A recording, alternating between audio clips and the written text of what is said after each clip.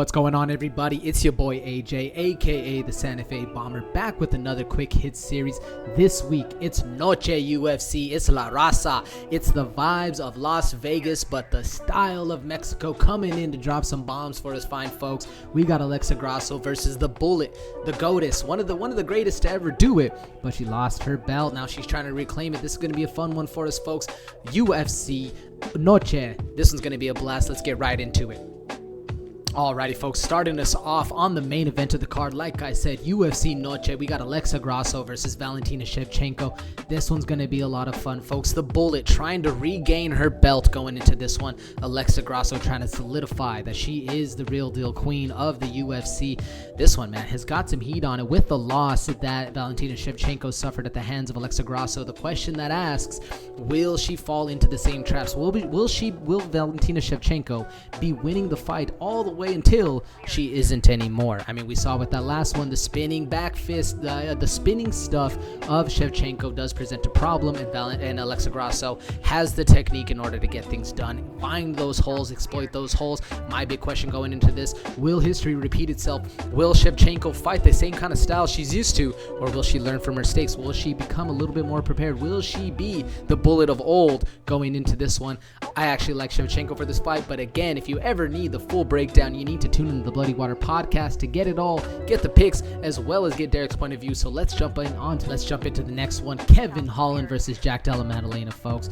Short notice fight, but Kevin Holland, Trailblazer, steps up. My big question for this one, if you're a hardcore fan, you know these fighters, you know what they got, but if you're casual, I'll give you a quick one. Kevin Holland has the length, has the speed, has the skills to get it done, and has been working on his grappling in order to improve his well-roundedness in the octagon.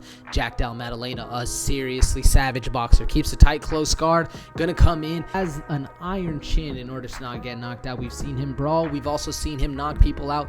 This one's gonna be a fun one. Kevin Holland coming off the Michael Chiesa submission, shows how much he's been working that jiu-jitsu.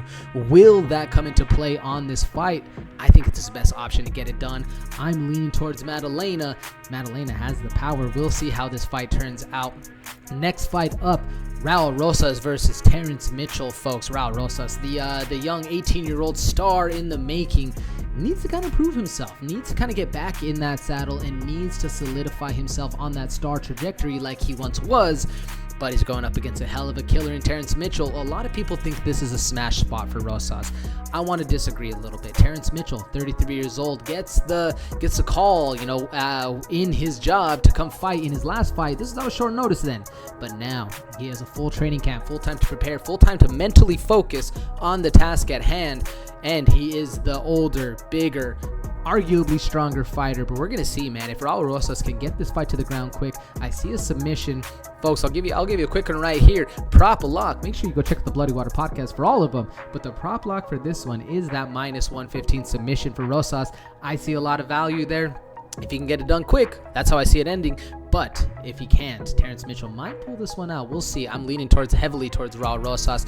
Next fight up, Daniel Zellhuber versus Christos Giagos. Another one where we find ourselves with a young guy in Zellhuber taking on what some would consider a mid-tier fighter in Christos Giagos. But do not sleep on Giagos. He has the power to get things done, and he also has the grappling chops in order to secure himself a victory. We saw in Giagos' last fight, he's able to get that KO knockout, so he has power in his hands. The issue with him is in closing the distance and finding the power versus getting to the cage and clinching people up. He sometimes falters. He loses the fights he should win. He wins the fights that are a tougher challenge for him. I see that boding well for Giagos, but I'm leaning towards Zellhuber in this fight, folks. This dude, long, lanky, and young in the game, knows how to get things done. Sure, he dropped the one to Trey Ogden, but he came back in a stellar performance against Lando Banata. I see this fight being a very, very hard fight for Christos Giagos if he's not able to get this to the ground.